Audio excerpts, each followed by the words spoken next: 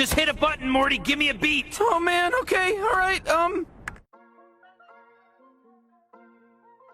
The right back that Barcelona should sign. So this video will be a continuation of the series I did before lockdown, looking at who Barcelona should sign this summer. You can check out the first 3 episodes in the playlist linked in the description below.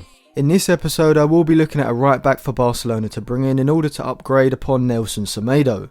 As I said in the first episode of this series, while Semedo is a very good one-on-one defender and is decent going forward, I think that Barcelona do need a better offensive right back to compensate for Messi's movement in field from the right and provide some winger-like output on the flank. So the man I would look to bring in for Barcelona would be Nice's Youcef Atal.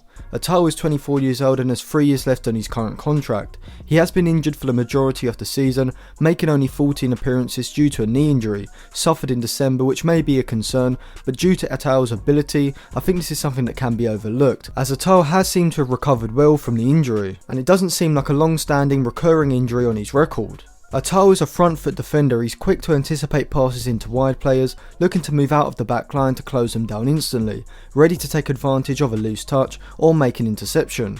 This can be seen as in his last full season, in the 2018-2019 season, he completed 2.2 interceptions per 90, the 4th most of any fullback in Liga in that season. This makes him perfectly suited to a high pressing system, as in a side like Barcelona, the fullbacks need to know when to push up the pitch in order to confront the opposition's wide players when they receive the ball, as if they don't, the system's man-to-man press would not be efficient and the opposition would be able to bypass the high press.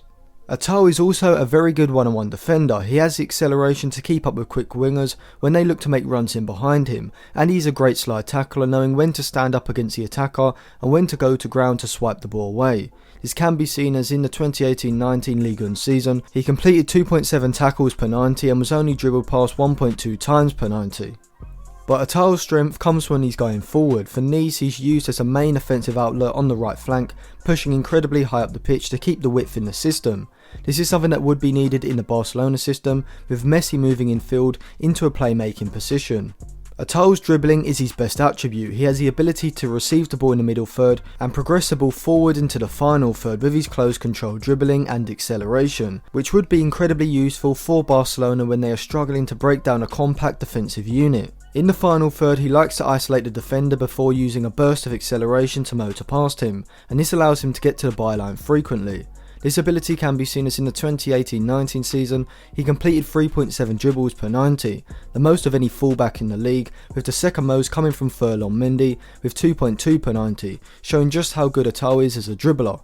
Atal's pace would be incredibly useful for Barcelona, providing the same ability that Alba does on the left to overlap the wide attacker and provide a threat in behind the opposition's back line. In order to become a world-class right back, he does need to improve his end product to move into that elite output bracket.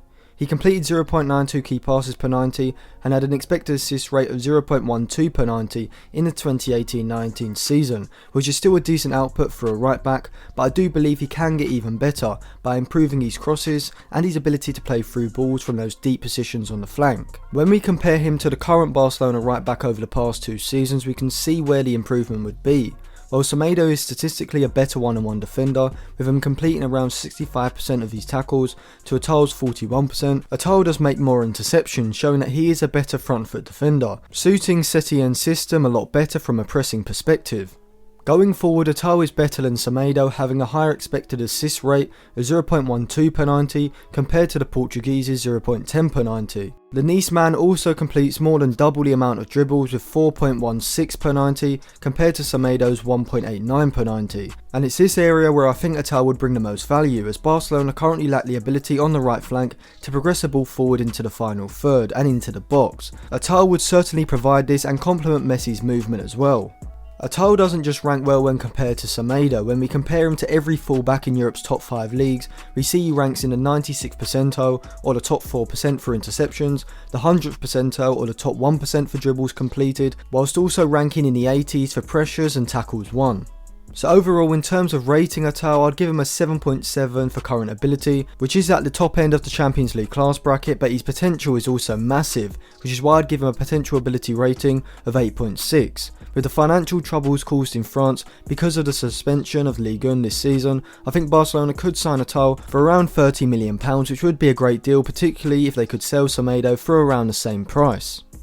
So thank you for watching. I will be continuing the series, so make sure you subscribe to the channel and click the bell so you get notified when that comes out. Check out some of my other videos in the description below, including the first 3 episodes of this series.